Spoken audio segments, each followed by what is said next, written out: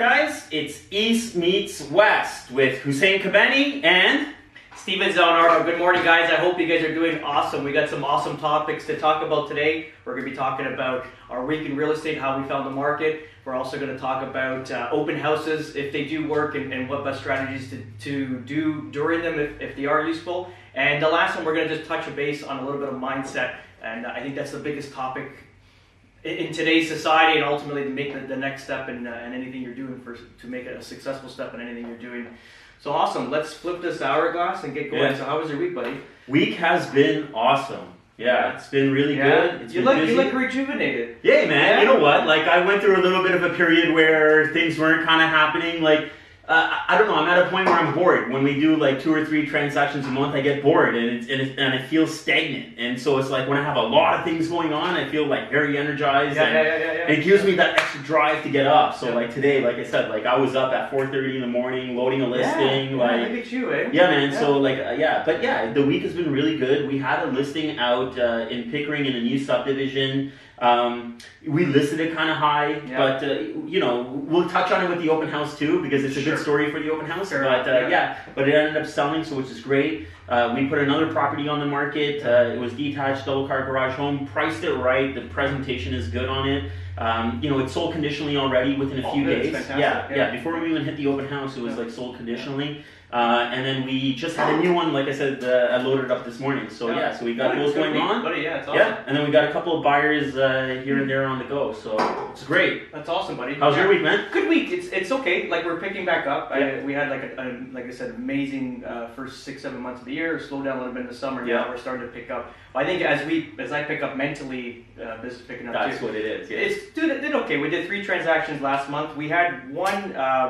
Almost conditionally sold on the weekend, which would have killed this beast. We've had on the market for about 60 days in Toronto, and we're priced right. It's nothing to do with price. It's just I look at some clients like, before you buy something, just call me, right? Yeah. Like, let's chat it out. Let's try to pick you the best unit. I don't gotta get paid on it. Yeah. But just to make sure you get the best unit. When you buy, when the builders, salespeople sell you the unit that's fronting onto a major road. Yeah. You got literally I think it's about 16 or 17 steps or 18 steps to get up to your main level. Yeah, you're going to lose a lot of people. Lose a lot of people. The space is not too big. It's very noisy because you're fronted onto a main street, and then you got to go up another 10 steps, 12 steps to get to your bedroom level, then another 10. It's just it's a bad unit. Yeah. You're better off with a mid unit where it's all like sort of like a bungalow. Everything's on one floor. Pay a little bit more if that's the case. And get an interior unit. Yeah. But anyway, so that's my struggles with this. We finally get someone to come to the table.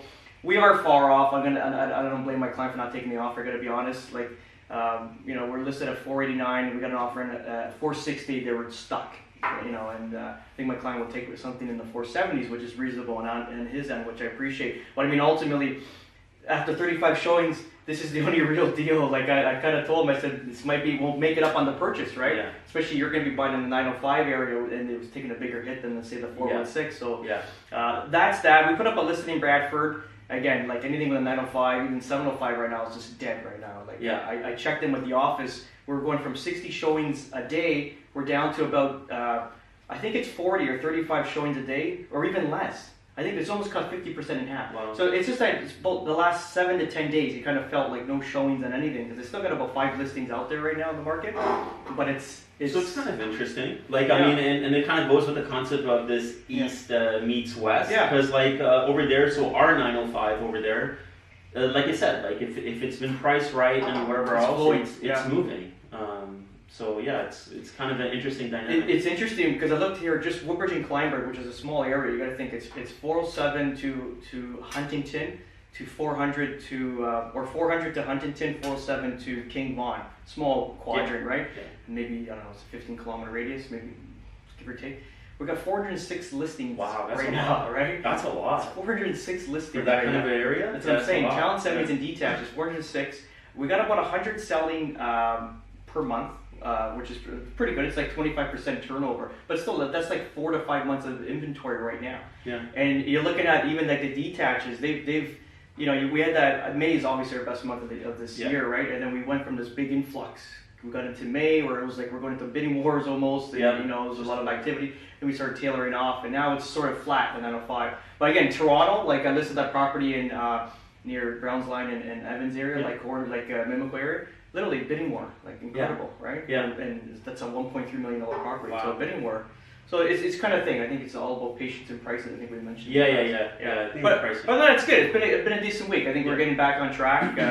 And again, I think it's we have to build it inside. Well, that's what it is. Yeah, it's just in your mindset, right? Like you're kind of attracting these things to a certain point as well, right? I gotta be honest. I've been like shutting it down. Not shutting it down, but I'm just like really. I got a few more deals to do for this year here that I want to do, and then just focus on 19. I think my mindset's already on 19. You know what I said? So, like even I was thinking to myself, and I think I told you as well, is that whatever we're doing in our business right now, this is next year for me already. Absolutely. Like November 1st for me was January 1st. You already shut it down? Yeah, well, it's not even a matter of shutting it down because putting the transactions in.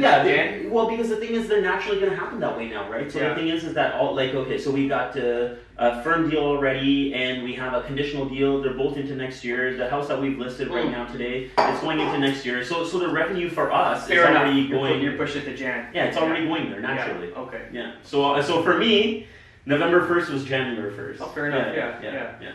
I'm gonna push a little bit more. Hey, if I can get them into this year still, I want to do it. I'm doing, well, a lot of these, I don't know what it is. I find that always in November, around this time, October, November, I get these short, fast sales. Oh, you get quick ones. 30 days, 20 days, like just closing them up.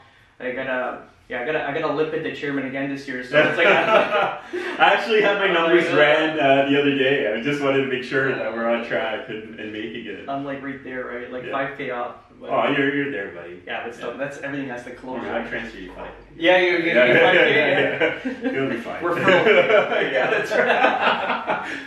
Yeah, man, that's good. So good week so far. Yeah, good week. Awesome. Yeah. Cool. All right. We'll talk about open houses. I know you're really big on them. Yeah, I am. Yeah. So, I know, there's a huge inefficiency about open houses at the same time. And maybe I shouldn't call it an inefficiency. Maybe I should call it. Maybe you should call it a misconception right now, somewhat, right? So the thing is that there are people out there that where we list their property and they're like, so what do you do in the open house? And you got to kind of explain to them that the open house isn't really the best marketing tool for your property. Sure. It does help. I'm not 100% sure either, but I think the statistic was like 10%, maybe even less than that, of the homes actually get sold through an open house or a visitor from the open house. Yeah. So the percentage isn't that high. But it sometimes does help. So for me, with the last deal that we did that just firmed up at the end of last week, really the buyers were a first-time buyer. They were coming out to a property that was priced at $538,000 because their max budget was $540,000. And their max budget was $540,000. We were listed at $568,000. So across the street from me, again, a 2-bedroom, 2.5 washroom home. We're the same thing. Layout's a little bit different. Yeah. We're fully staged and look really, really nice compared to this other property. Sure. So these guys go through this other property through the open house, and then they didn't know I was there. Actually, they knew there was an open house, but they didn't see me online to begin with because I was out of their budget. Frustrating. Yeah. So. Look, the open house was slow, so what I did was I was actually standing outside, and as I saw them come out of the house, I was like, hey, what's up, guys? How was that house over there? And they're like, oh, it's nice, and whatever. Why don't you come check this one out? They're like, well, what are you listed at? I was like, we're listed at $568,000. They're like, oh, it's out of our price range. What was the other one priced at? It was $538,000, so we're $30,000 higher, right? Yeah. So they're like, well, it's out of our price range. I was like, don't worry about it, you're already here. Yeah. Come check it out. You don't have to buy it. I won't force you to buy it. Just come check it out. So they did.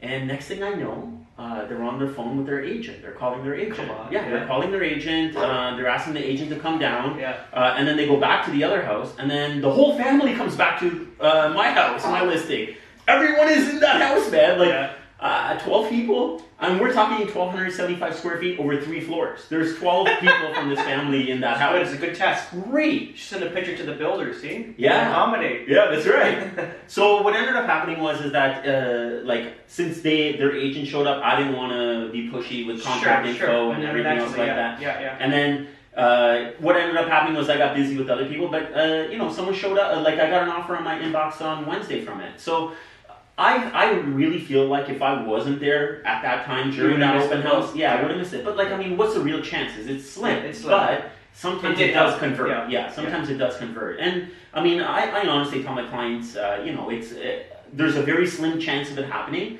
So if you don't want to do it, like I wouldn't feel obligated. And most serious people are either working with a buyer agent or they're going to contact you and view the property. Like that's what I feel. Like most people that are serious about buying real estate, they're going to contact you regardless. It's not going to be the thing that they're going to just wait for an open house. I really hope it's not. 1,000%. And so this year here, going into 18, things had to change. We kind of had to sell houses like we did 50 years ago. Yeah. So this year here have been full of listings, non-stop listings. Very minimum buyers and all listings, which is good. It's after 7 years of grinding it, we've turned our business into a listing rather than buying. in a market where this would have been great in 17, right? Yeah, that's right. But it's okay, we're gonna work it. So open houses, dude. I was doing some of them, like I tell you, a ton of listings, and I was doing even like Saturday, Sunday, and I would actually do 2 per day. Yeah. I hammered them out, and then I had other agents handling other. We had it was all across the GTA, right? Yeah. Nothing, man. I gotta be honest. For me, anyways. Like I got them in. People come in, we chat, and I always feel like they're trying to beat up my clients, right? And it's what do you mean beat them up? What would they take and this and that? Are they what's their motivation? Do you like the house? Yeah. If you like the house, we'll chat. We'll give you some comparables. We'll bring a fair offer, then we'll get this deal done. I have like a little, not too great patience with that, right?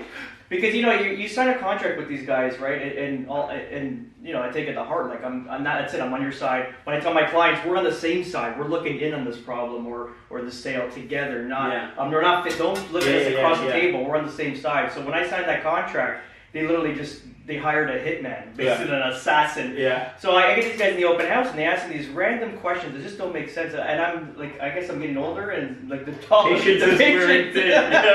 So So we did, I don't know how many open houses, and I had, I didn't even pick up leads, I gotta be honest. I'm not even looking for the after, which in my part as a real estate agent, as a businessman, I should have been turning whatever leads came in there into other business.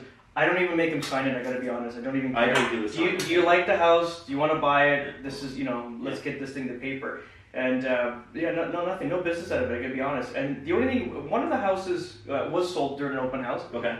Through one of our agents. I gave him the open house for the weekend. Perfect. And he did it. He did it. And I think characteristics-wise, if I was there with those people that come in, it would never have happened. Okay. He's a new agent, just started.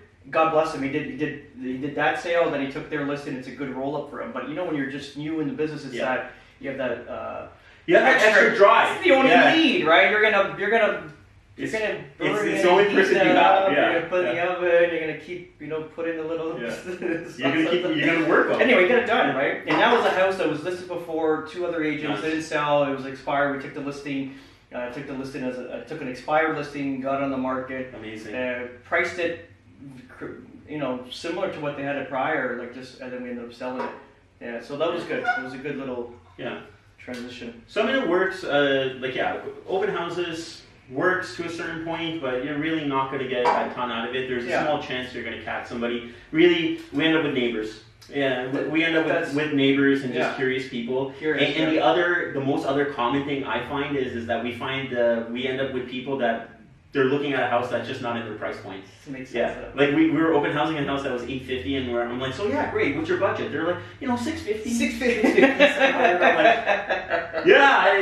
I don't think we're gonna come to terms here. See, a typical agent would probably have other listings on them and say, okay, $650. They're looking. They basically, when I tell my clients too, it's like I'm not opposed to the open house if they want me to do them. Sure. We'll do them. I'm a worker. I'm a grinder. I'm going to work. You want me to do it, I'm going to do it. But I'm going to give you the caveats between them, right? Yeah. If you want me to put 100 signs in your neighborhood, promote myself, use your home as my personal office for the next 2 days so I can get business, we'll do it. I'm okay with that. I'm going to be honest. Because ultimately, the more signs I have in the area, the more it looks like presence. More presence in the area. You're getting that it's true, it works, right? And even when New Kleinberg were farming the area, I want to put on 100 signs there naturally, right? That's a business tool, right? And I'm going to be honest about that. Doesn't really help the seller too much. No. More of an inconvenience than anything else. For their point of view, it's like, okay, we got to do something, and then when we list a house, my assistant Elisa, she'll forward everything. Like this is the next steps. Yeah. So at least they know what's going on. Week 1, week 2, week 3, week 4. It's like a whole thing. It comes one shot, right? Yeah. And that's what we're doing. So don't look at the open houses, because we're even now, like, we have listings. I'm handling calls all day. Yeah. And it's pre-qualifying them. Are they good? Are they not good? Are they the right fit? You know, some of these people want to come at our throats, and I don't take that, right? I'm just very strong at that point, right? So we're only going to present offers that are fair and honest in a sense, right? Because a lot of people are calling you now with the SPP clause, sale upon purchase process. Would you take it? We're still not there. No, I would never take it. Yeah. If we were a rural 100 acres in Dundalk, for sure. It's different. A townhouse in freaking Woodbridge. Even cottages, you'd consider it. Not something that you're going to have traffic through already. And you know what? Just before we get off the topic of open houses, and I kind of said, like, you know, from a client's perspective, it's kind of a misconception. Sometimes I have the clients asking, like, when are you going to do the open house? You know what I mean? That's the mentality. So they're looking forward to this open house and to get traffic. And sometimes what ends up happening is that when we put up these listings, I like to put them up Monday, Tuesday. I like to put them up Monday, Tuesday. And sometimes what happens is that we have an offer by Thursday that we've accepted, Thursday or Friday. Or we get an offer and they're like, well, maybe you should wait until the open house. You know what I mean? Like, I don't blame them because that's what they kind of know. But, like, realistically, that's why open house is not going to do anything. Even when you're dealing with buyers, they're like, gosh, they're going to be doing open house Saturday, Sunday. Yeah. It's okay, we'll deal with it Monday. Don't worry about it. I guarantee it. It's not gonna if it sells, like, oh my gosh, I'll have to hand in my license to my real estate career. But I mean, don't worry about the open houses. It's not going to be a big push. Like you know, you're obviously smart enough and been in the business long enough to be able to go back and do the analysis and say, hey, does it make sense that this place is going to sell before the weekend or not, right? But if not, I mean, you're only going to give them more leverage. Like you know, the offer that I end up getting before the open house, like, and I have traffic coming through the house right now. I'm just holding them. Like, I'm not moving on price at all. Yeah. Whereas, like, we really didn't get anybody else. Do you know what I mean? Like, if you had waited after the weekend, we might have been like, okay, we don't have anything yet. Like, you know, we'd be a little bit more flexible on price at that point. And then you go. Then you've ruined that offer, right? Yeah. I'm a firm believer, especially in today's market, when the offer comes in, you got to execute. You got to work on it, yeah. Like, even like my client was asking, the first offer we got was a couple days into the listing, and they're like, what do we do? And I was like, you know, it's a saying that you've heard or whatever, but I feel like it's really true. It's like, usually the first offer you get is going to be the best offer that you're going to get. 100%. 2017, that rule was irrelevant. Yeah. Because your second, your third, your fourth offer gets better. Yeah. And then you send them all back. I want more. Absolutely. Yeah, I want more. In today's market, like that list that I was talking about earlier. 35 showings. Yeah. And it's the same. Like I provide feedback to my clients every Monday. We give them a follow up. This sold. This came on the market. This is what the agents are saying. Stairs fronted onto the main road. Yeah. Stairs fronted on the main road. Here at 35, you can't change it. You can't change it. Dude, if they came in and said, hey, like the living room is small or this or that, then you could be like, all right, well, we could play around with this and whatever else like we that. did that too. Yeah. Because, you know, the house, it's 850 square feet between 3 levels. Yeah.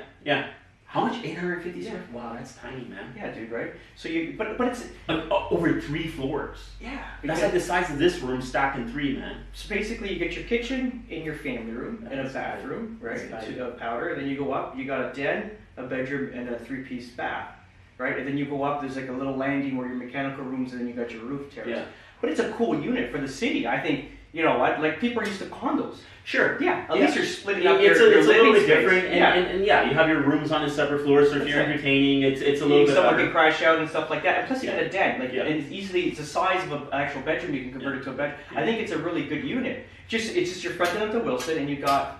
You got 20 steps that come up, right? You know what? You kind of touched on it, and I'll reiterate with another client of mine that I'm working with right now. So the thing is that, like, I'm the same way. Like, call me. You know, if you're going to use me in the future, whatever, just call me and ask me what I think right now, right? Yes. So I have a client that I started working with them just over 2 years ago, looking at resale. The market was nuts. I don't blame them. They kind of dropped off. And I never heard back from them, and I know them from like my past, like when we were kids and stuff like that. So I didn't really bother them or whatever else like that. I said, you know, do what you got to do, fine. And then they called me a little while ago, and they're like, hey, well, I saw through social media that they bought a new construction, blah blah blah. We're signing the paper. Yeah. It's all signed. Swerving. Okay, cool. So, but then they called me shortly after that, and they're just like, yeah, this place sucks. Like, we didn't know it was near, like, this, like, you know, subsidized housing, and the neighborhood's like this, and there's people running down the street, like, at this time, and it just turned out to be a really bad decision for them, and they got kids. You know what I mean?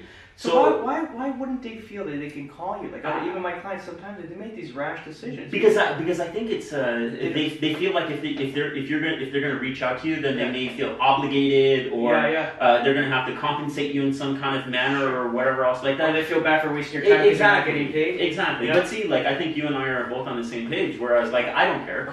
Take out an hour, you know what I mean? Go there, and we can make the decisions pretty quick. Yes. Whereas we know the right questions to ask, and we can decipher for the bullshit. Yeah. Especially with the selling agent there for the builder, boom, boom, boom, boom. Where's your best units located? Let's cut through the red tape. Let's get their best spot. Because you know what, like the same thing happened to my clients now. It's like basically they were dealing with so they were in a position where everything that we looked at didn't quite meet their criteria. On top of that, like this was 2 and a bit years ago, it didn't meet their criteria. And on top of that, like I'd be walking around with my iPad and be like, "You like the house? I'm here. like you gotta buy this now. Like tomorrow, don't call me and tell me you wanted the house because sell it tonight." Absolutely. Yeah. So and then they walk into the sales center and there's 1 unit left. They're like, "There's 1 unit.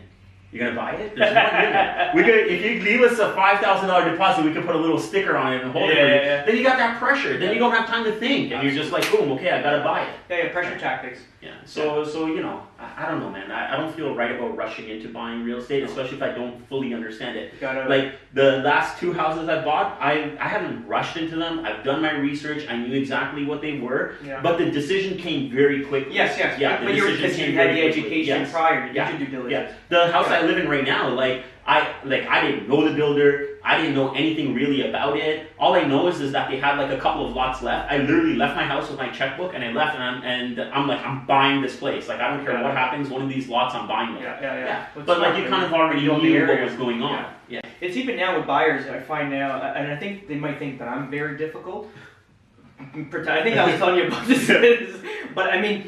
So we now there's so much inventory. There's a lot. So we're looking 19,000 in GTA. Well, 1860. It's 18,000 something now. It's actually come down. Come down a bit. But so going back to Vaughan, like under 820,000, a semi-detached or a townhouse, there's about like 60 to look at, which is like crazy, and they're all pretty decent properties, right? So now it's like this is pre-qualified time, and I'm like. Corner lot, no good. This is no good. This is no good. This is and I can narrow it down from like 60 to 11. Yeah. And then 11, we want to take it down to 5. Yeah. And then your clients are saying, well, we want to go see this. No, we're not going to see this. Why? This is and you have to like sort of argue it. No, it's overpriced. Look, this is the value. We got to see. I'm only going to show you things that I would buy. To be honest, I can appreciate where you're coming from with this property. But at that price range in this area, it doesn't make sense. I said that's already $30K overpriced. Yeah. But can we take it down because the market's in that matter where we can negotiate? Yes, but they're already at a price point that doesn't even make sense in the market. Yeah. If they were priced at the maybe 2% higher than market value, then we can chisel them down. When they're already 5% over market value, it's tough. We're going to take them down 5% and pay full price for this property. It's not even worth it. There's too much inventory to fool around. Yeah. So literally just bring it in, man, like literally like an assassin. Just kind of narrow it in, and just like boom. And again, like to my clients, we're going out. This is uneducated, and I tell them going out. This is educational period. We're going to look at these 5 houses. I'm going to show you 5 different products and where you're going to be, and then 2 because we're looking between Bolton and Woodbridge right now.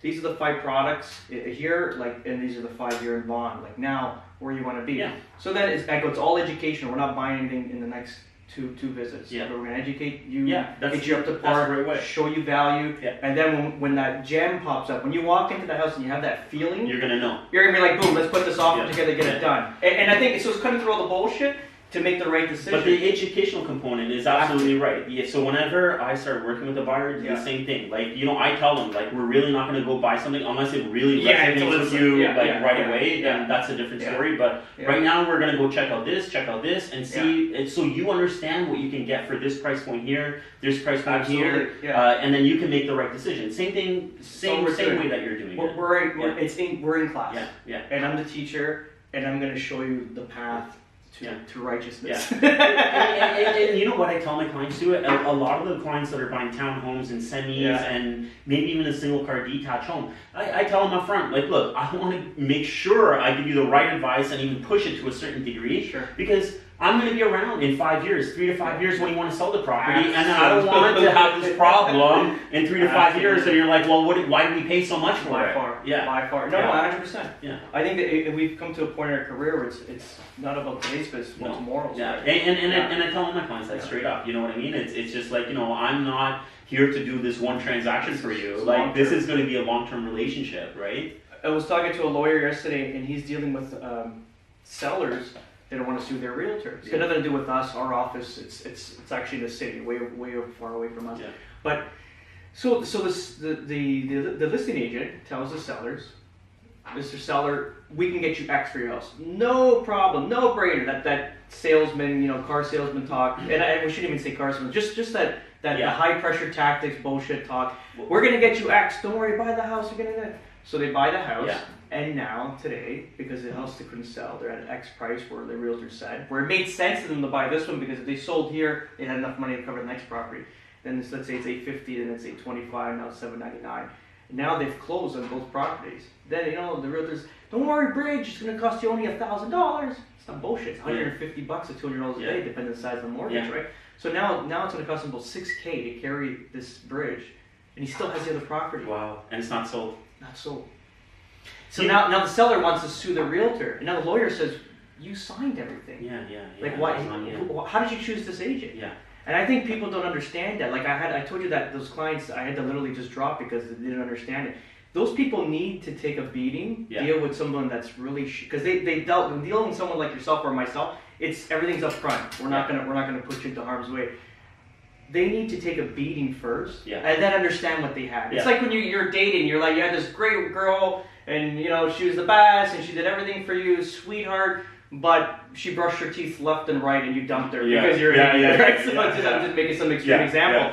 And then you understand, and you went through a few crap, and then you had the one, right? So I think that's most important. Like even the client that we signed up right now, he's been through some in my area, like what you would call like the bigger names or like the known names. Yeah.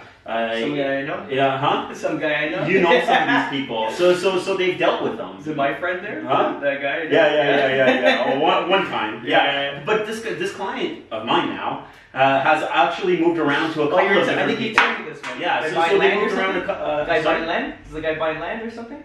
That guy too, actually. Yeah. So I get a lot of these people actually at the end of it all, and so they move around to bigger names, and then they get told all of these things. So one of the other ones that came up yesterday was that they dealt with somebody that had like a huge presence and whatever else like that, called for a listing or whatever else. This person sends like a newbie. Yeah. A newbie just out of nowhere just came in, listed her house, and these guys are like, I don't even think he knew what was going on. Like, in fact, I think my clients at this point right now had more experience than this agent that they actually sent. You took the listing now? Yeah, now I got it. Yeah, that's a strange thing when you run a team, right? That's my hold back a little bit with that because I don't know. You need partners, not newbies. Yeah. You know what I mean? It just takes like a certain dynamic, right? Like to make it work, and then. Like, we're not running big corporations where people are going to get lost in the mix. Yeah. The thing is that you're dealing with you're around each other, so it all sometimes can also become a personality conflict at the same time. You know what I mean? Because like me, I'm just like I'm a little bit of a slave driver too, right? So the thing is that if I see someone playing around on the computer, like, what are you doing? Yeah. What are you doing? Like, let's get out there. Like, it's not a slave driver. It's work ethic. Yeah. Like, let's get out there. Let's do something. Yeah. Like, you gotta do it. Like sometimes I get an answer is just like, oh, like I'm just checking this and I'm waiting for this. We're not waiting, man. Let's go, man. Yeah. Like I've never received a deal while waiting. I've never received a deal while waiting. Yeah. You see the follow up now in offers when people show your property. Are you going aggressive with the agents that are showing properties? Like in terms of getting feedback. Yeah. Always. It's crazy. Yeah. I'm like stalking agents right now. Yeah, but and maybe off topic again, but it's just like you can page a lot of agents at their office and they won't call you back. Never. They're not going to call you back. So I literally have all their phone numbers found. No, I Google their numbers. I find their direct cell phone numbers. Even text messages. Sometimes they don't reply. I call them. And quite honestly, I have a different way of approaching them. Just like you would kind of know how to talk to a client or whatever else, I have a different way. I'll talk to an agent in a different way, just to make sure you extract the feedback. Do you know what I mean? Because now it's become more valuable than anything else. Sometimes I even run across people that have had their house on the market and it's expired now, and you'd ask them, what happened? What happened during the showings? Like, what was the feedback? Why didn't this house sell? Well, we had a ton of showings, 35 showings, but I really don't know what happened. So that to me is a big, you should know, just like what you do every week is follow up with your clients and say, hey, like this is the feedback, just like you know your property in downtown, what are your problems? The stairs and fronting on Wilson. So you look at that. If that's the problem, you can't eliminate that naturally because you can't cut the stairs and put a landing between it, and you can't shape the unit and put an entrance on the mid building rather than fronting up the main street. Price. Yeah, it's price, and that's why, like you said, okay, maybe my guy's gonna go for what, like the 460. 460. Yeah, well, he came in at 460 the offer, right? He came in at 450, and we got up to 460. Yeah, and he wants like 470ish. 470ish. Yeah, but after 35 showings, man, like to me, I don't know the property or anything else like that. At a certain point, I'd just be like, if that's the only real offer you got for the property after 35 showings and maybe 60 days on the market, maybe this is it. It is it. Maybe this is it. I'm praying now that it's not, because obviously those buyers went. And I begged this. So the agent came in at 450. She was supposed to get us 460. Client said he would take a look at it if we got it at 460. This is on Halloween. I'm negotiating this deal, right? And she can't get her clients the paperwork. My client's like, screw it, we're done, right? A week. I've been stalking her for a week. Every other, because my client said, take a look at the 460. So I wouldn't have wasted time. He said 460. So I called her, text call. Like, don't show their properties. Come on, just give me that 460. It's like, reselling the property to the agent. I get the 460. My client's like, nah, I'm not taking it. Oh man, come on, dude, what happened? I was on Sunday putting my Christmas lights on. My heart dropped to my feet. I'm like, why? So you got the 460. I got it on paper. Everything was done. The agent, you talk to these guys. And we're salesmen, not only to our clients, but to other agents. We have to be better, stronger, smarter than us. So it's like, we get the offer. It's in writing. She's like, it's for her. It's in her mind. It's a slam done. And then I'm trying to explain the benefits from this thing, because it's a 20-day close. You're out of there in the whole thing, right? I don't see that property going more in value. As maintenance goes up and fees and stuff, maintenance fees goes up. Once it actually closes, usually those fees go up. Sure. But there's two things I didn't like about that. Just my observations, right? Two things. Like, so your client is like, I'm going to look at the offer. So now you chase down this offer. You're begging this agent more or less to send you this offer. And she's probably, or he's going to their client and saying like, no, you got to write it. They're going to look at it. It's a good chance it's going to happen. And now your client doesn't end up taking this offer. Do you know what I mean? So to me, a certain point, it's just like, you can't really control, obviously, the outcome. But with the other agent, I don't blame him in a sense, because it's $30K off, right? It's not. I wish the agent could have came up another $10K. She met us in the middle at the 470. They're getting a great deal. The last one sold for 485. That was same unit, but I believe it was an interior unit. But $15K off. They're getting a good deal, good unit, and away you go. But at 460, I don't blame them either. It is low, right? Yeah. But then how long? Do you know what I mean? But is it like, I guess there's a lot of factors too, like living in the property, just holding it, like. Well, for him it doesn't matter. It's his home, right? So if it's your home, then it's a different thing. You're still living in the property. I don't blame him. It's not like you have a holding cost. No, not at all. Like you gotta pay to live somewhere anyways, right? Just my staging costs. That's getting plugged on that thing. Which I don't care. It's an investment we got to put into the property. If I didn't stage it, it would never have looked the way it did. Like, if you see the thing how it presents itself on the internet, like amazing. But we talked about this, and the presence has to be there with 18,000, 19,000 listings available for sale right now. You got to be able to stick out. Stand out. Yeah. Very good. Good then. What do you want to do, buddy? You want to do something on mindset? Yeah, let's do it. Okay, so we've been reading this book now. Me and Hussein are actually going through this book. Not only reading it, we're analyzing this book. This is my 6th time reading it. You can look at the wear and tear of this thing. That's crazy, man. It's all stained up, food dropping on it. But it's good. So we were talking about what, persistence? We were talking about persistence yesterday, and interesting topic, eh? Yeah, I think that's definitely. Definitely something to look at, right? Persistence. I think so. We were talking about it too. Like my first year in real estate made 100 grand, right? Yeah. It was like, you know, coming from carpentry, I was making 50K a year, and then now basically handed 100 G's. Yeah. And I didn't get any calluses doing it. I didn't have to climb a roof. I didn't have to freeze my butt off. You know, it was good, right? That's to me the success. So you doubled your money in something you didn't know. In a market that wasn't 2017, so it was like 2010 was a different market, right? It was sort of like this now. Yeah. So looking into that, I had my real estate coach, which was the Mike Fair organization. I was with them for about 5.5 to 6 years, and my coach on the phone, and she's like, "Steven, you got to make more calls. You got to go out. You got to, you know, more expired listings. You got to do more for sale by owners." And it's just like, and I'm sitting there taking this in. I'm like, I don't want to. I don't want to. Lost that sort of drive, right? And then I think we were chatting about just making your goals bigger, making your, you know, everything a lot larger, right? And again, and finding your why, I think was big for me. So finding my why was, there's a few things, and over the years it's obviously, you know, grown and elaborated. But the first year was basically, you know, to prove myself to this organization, the not even to the company like Roller Page where I was at, it was to Mike Ferry. Like my goal was to get on the stage and be interviewed by one of the coaches, which I did. I got it just before I left. That's awesome. I egressed out of it, which was cool, right? And so that was one of my goals, to prove it to the system that I can be one of the top agents there. People can ask me questions, and also in progressing, it was your family. Obviously, you know, my wife, she hasn't worked in 8 years. She's got one of the toughest jobs is raising kids naturally, but to keep her home was a big commitment to me, because financially you got to pull your weight, right? And then at the end, and obviously giving the kids a better life, and then legacy. Yeah. Huge. Yeah. Like, what are you going to leave behind? Yeah. Right? Yeah.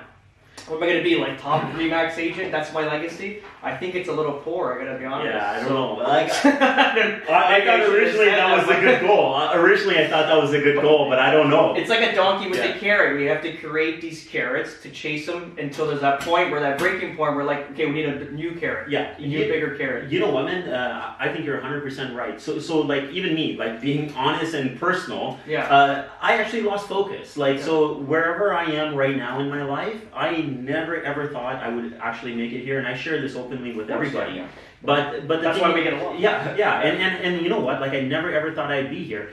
Everything that I have right now, and I don't have as much as other people and whatever, and I don't look at it that way, but everything that I have right now is honestly beyond my expectations. Like the house I have, the cars I have, like whatever I have is beyond my expectations. Sure. So when you dream like that as a kid and you get to this point, it's a weird feeling. Yeah. It's honestly a weird feeling, and it's just like, where do I go from here? Like, I thought this was going to consume my whole life to get to the point of where I'm at right now, but I have a lot of life left in me, man. So you kind of get, like, for me, I actually went through a down period where it's just like, to be honest, get depressed. You get like, I got depressed, and it was just like, where do I go from here? What do I do? Why am I doing what I'm doing? Absolutely. And you know, through some of our conversations and stuff like that, and quite honestly, I still haven't figured it out. I haven't figured out what it is, but you know, what I realized is that why I got to where I am right now is because I had these goals in my mind. You know, my goal was to, you know, buy a condo, and then move into a nicer one, and then buy a detached house, and then move into a nicer neighborhood, and then get this. So I've always had these goals in my mind, and I've been very, very, very persistent. So just to kind of build up my personal life or whatever, those were my goals, and it's the real driving force. And a lot of times, like, and I tell this to people as well, is like, I would commit to things that I have no idea how to pull off. Like, I would go and sign a deal for a house, and I'm just like, oh, okay, so $40,000 or $60,000. Like, how will I come up with $60,000? So there's no idea of how you're gonna do it. Like, even when I bought my second condo at Young and Shepherd, like, honestly, like, I had help getting a mortgage. And it was just like, I'm signing the paperwork, and I'm laughing. And she's like, why are you laughing? I was like, I have no idea. I have no idea how we'll pay for this condo. Like, there's no, I don't make this much money. Like, it doesn't make sense to me. But, you know, I've always put myself in those type of situations, and it's just like, it's something that, you know, I think once you put yourself in that situation, your mind kind of works in a different way, and it helps you obtain it, right? Like, because it becomes your, and it goes back to the book, right? So it goes back to Think and Grow Rich. It becomes a burning desire, and it becomes the primary thought in your mind. And when that is a primary thought in your mind, that's all you can really kind of focus on, right? It becomes tunnel vision, and that's your only goal. So when I got to a point where I achieved these kind of goals and whatever else like that, where do you go from there? You know, and one of my things is that, so I worked the Pickering market, and my thing was, and I got up every morning and had the affirmation that I'm going to be the #1 agent in Pickering. And people thought I was nuts, but I'd get up in the morning and this is what I'd be chanting. And it happened. You know, and like in and I want to call it such a short period of time. Like I was working on Pickering market for 3 to 4 years, and I was #1 in terms of volume sales. Like that's amazing. And all of Pickering. It's for me, it was unbelievable at the same time. Like I didn't expect it. I had Christina at our office run the numbers through RE stats and just like, you know, where am I top 10, I hope. And then she's like, she gives me all the numbers for like Durham or Toronto, top 1% in Toronto. Okay, I knew that. And then Durham, oh, okay, that's pretty cool. And then she's like, Ajax this, and then she's like, Pickering #1. I was like, oh, amazing, buddy. That's that crazy. was in 20. I think that was 2016. That's amazing. Yeah, I think 2016 that was, and I think last year 2017 I was #2 in volume sales. And you beat those are some big guys or teams too that you beat out, right? That's pretty good. So that was across the board there. Yeah, but it's just like really you know, having those goals and wanting to chase them down. So when I got up to a point where there's like you got everything, and then it's about really reaching up, you know what I mean? It's reaching up and connecting with different type of people where their minds are at, right? Like I know people with like that live like crazy lifestyles that are somewhat close to me, and I just look at them now, and it's just like, oh wow, and not in a bad way or anything else like that. But if you look at them and you're just like, hey, it's possible. There's a possibility there. Like there's another level to reach up. Absolutely. There's so many levels. Remember, I was telling you, I was, you know, in this. Good thing about our business too, that we can push, work 100-hour weeks, then you have like a break to kind of think, and then, you know, when you're processing, when you're, you know, depression is everywhere, right? And I face it too. You get those mental burnouts, and you have to rebuild yourself to go forward. 2015, I had a big one. 16, this year here, I won't have one. So 15, 16, 17 yet too. 18, I'm not gonna have it. I've been so steady Eddie this whole year, which is fantastic. It's I'm growing up. It's one of those things, right? But I was watching, it was on Netflix, remember Mega Yachts? Yeah, you were telling me about it. I got a little Mercedes C43 AMG, it's like, it's the best bang for the buck AMG. It's not like it's a high-end car, you know, it's expensive, but it's not. It looks more expensive than it actually is. Fair enough, you know, for our source of income, I think we've underrated like what we can afford by leasing, let's call it, right? Which is cool on our part. But these guys are in Mega Yachts, $300 million yachts. Sitting, and they use it like 2 weeks out of the year. And they're like, it's all good. I was scratching my head and go, what the hell am I doing? I think there's so much more out there, and I think the more you chat with people, the more you know. But good, honest people that have succeeded with hard work. Like, I want to just stick to that. Like I want to. There's a few people I want to idolize, especially in my neck of the woods here that just started from ground up. Like literally wheelbarrows in asphalt, and now they're $1 billion company, right? Hard work, persistence, commitment, and again, a burning desire on their goal. And I think that there's so much out there. I think even now we're selling real estate at a high volume level, let's call it, because we are high volume sellers. I think there's so much more to this. I think we can easily add a few zeros to our income. Easily. Easily. And if we put our effort, what we do into selling real estate, and we put it into other avenues, let's say in the real estate game, like more in the development building and land assembly, you put that same effort into that industry. It's huge. It's huge. It's huge. But like I mean, overall, the book study has been going good. I mean, like I've gone through that book a bunch of times on audio, though. Yes. I don't know, man. Like maybe I've gone through this book like 10 times in audio. I always pick up something else, something different, and whatever else like that. And now that we're like kind of going detail to detail, like I have notes in this notepad of stuff that I've written down, and it's just it's amazing. It's crazy what we're finding in this. I'm reading now So the Sixth Sense, do you read into that right now? I've gone through it, but I haven't gone through it in detail like we have with the other chapters. Pretty intense stuff. Like so again, like we're studying this more than reading it. This is my 6th or 7th time with this book, right? I like to read at least once a year. Even last year in calling, I had that book with me. I remember. But you know what? The one thing from the persistence part, the chapter, there was one thing that we talked about yesterday too, and that I really found interesting. So a lot of times, like I don't know. Maybe I think differently, or there's a small portion of the people that think in this way. I'm always looking at things at a very high level, and I'm always focused on what is out there and what's like, 1 year, 5 year, 10 year, 15, 20, whatever out there. And one of the things is that, it basically the book challenged you in a way of saying the next 100 people you run into, ask them what their goals are, what their ambitions, goals are in life, and what they're trying to accomplish. And it said 98% of the people will not be able to give you an answer. Yeah, that's a lot of people. 98% of the people will not be able to give you an answer. And if they give you an answer, it's going to be something kind of generic. I'm looking for happiness. I'm looking for good health. Whatever they're programmed. Yeah, exactly. Yeah. See, the thing is that if you ask me what I'm looking for, like I could give you like specific list of items. It's a wish list. But it's how many years, right? Yeah. So even last year we were in Collingwood. Remember in Blue Mountain? Yeah. You've seen how like over 7 or 8 years of doing this, like you keep adding on to it, it becomes elaborate. So I've been chronologically documenting everything I've done the last 8 years. So I think it's like 28 pages. Wow. And it shows every book I've read, when I read it. Wow. So and I'm doing this for my kids because if they say, Dad, how do I become successful? How do I do it? I'm literally going to drop this thing and just read. Yeah. This is what I read. This is when I read it. This is. So in 2016, these are the books I read. That's awesome. Is my outcome. You know what I'm saying? Yeah. This is what I invested in, like this REIT companies I'm putting money in. Like there's so many levels. This is what I incorporated. This is my diet. Yeah. Like I swear to God, I went to that depth. Wow, that's diet. amazing. Yeah. I don't know, man. Watches I bought, what I bought, and what I paid for. It is like I'll print it out for you, but it's insane. That's awesome, man. Like, I think that's so important, right? Yeah. And the more you and again every year this book needs to be read. And you're going to add on to whatever list you have, right? Yeah. Which is great. Yeah. No, that's good, man. It's good, buddy. Cool. I'm going to plug it up. That's it, buddy. Okay, buddy. All right. Join us, guys. I think we got a couple more subscribers. Yeah. And it's okay. Listen, this is good. No, and we're getting out there. And again, like anyone that's watching or listening to us, we'd really encourage you guys to send us some questions. Yeah. We don't want to drag this thing out too long. We did get a couple more questions, and we'll try to touch on them. Yeah, for sure. Most definitely. Yeah, most definitely. All right, guys. Awesome, guys. We'll talk soon. Take care. Ciao.